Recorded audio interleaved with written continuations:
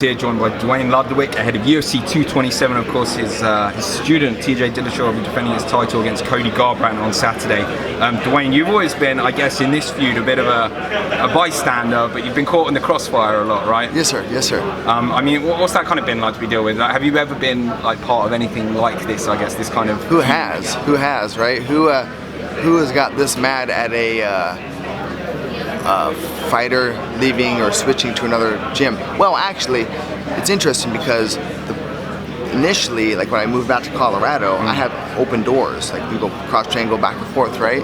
And those doors were shut on the other end for TJ. So, you know, I seen someone made an interesting post the other day. Justin Buckles leaves the team and nobody bats an eye. TJ leaves the team and everyone loses their shit.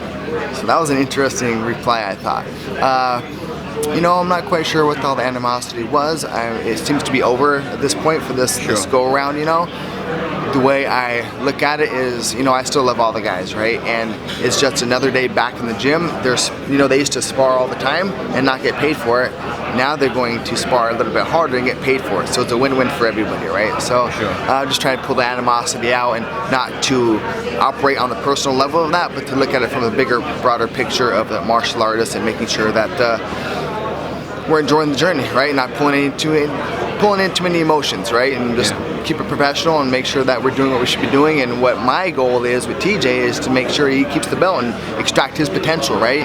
And I'm fascinated with martial arts and humans, at what level a human can operate in martial arts, you know. So, and TJ still hasn't reached he's still, you know, he's creeping into his athletic prime, and there are still 2 more areas that we need to discover with him, let alone the areas that we're already involved in, right? So he's still getting better, and I'm just fascinated to see at what level a martial art can operate martial arts, or can fight martial arts with. Yes. Sure. You mentioned there this time around that it's not as emotional, there's not as much animosity. Has that been kind of easier to do? That emotional animosity, that was all one direction anyway, right? Because we truly, in my mind, you know, I don't train TJ to beat Cody or to beat Cruz or to beat anybody. I'm just training TJ to extract his potential and get him firing on all cylinders, you know?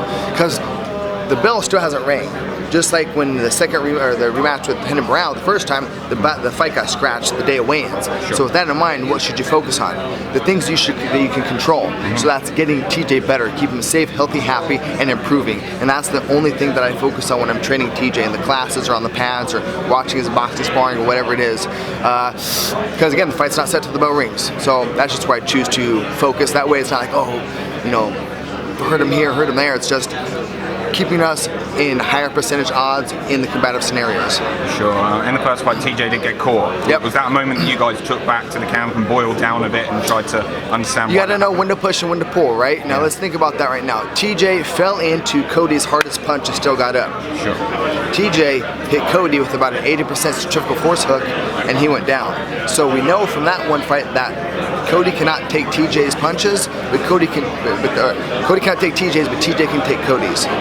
So you can let that sink in for a little bit. In your mind, does that kind of change maybe the approach a tiny bit for the second time? It should change the approach. Maybe it should change the approach for Cody. I mean, he's not an easy fight for anybody. He is a tough task, so we definitely have to make sure that we respect and do what we need to do, and make sure we keep the odds in our favor, and know when to push and when to pull, and to be outside the shoulders or inside the shoulders at a certain time. And all those scenarios have been programmed, and now it's just time to play on Saturday. Your kind of striking system is ever kind of evolving. It is, yeah, it has to. Where do you draw the inspiration from like, you know, the we just curiosity. Before we started the camera rolling, curiosity. The combinations, right? Yeah, it's all about curiosity. I'm fascinated by martial arts. I'm scared. Like, fighting is fucking scary, right? Sure. So I'm in the pursuit of excellence to make sure that we have the higher percentage scenarios in these exchanges. Well, if you're right in front of each other, you know, throwing leather, it's 50-50. If I'm off to the side a little bit and I keep a little base and heads outside, the odds are in my favor as long as you're still facing this direction. Little things like that, right? Because, I mean, humans in any subject, computers, cars, whatever it is, we're always trying to find the best, fastest, biggest thing, right? And for me, it's martial arts, and it's all about survival. So if they were to fight to the death in the street, I need to make sure TJ walks away. How do you make that happen? I've figured out a couple rhythms that have proven to be successful.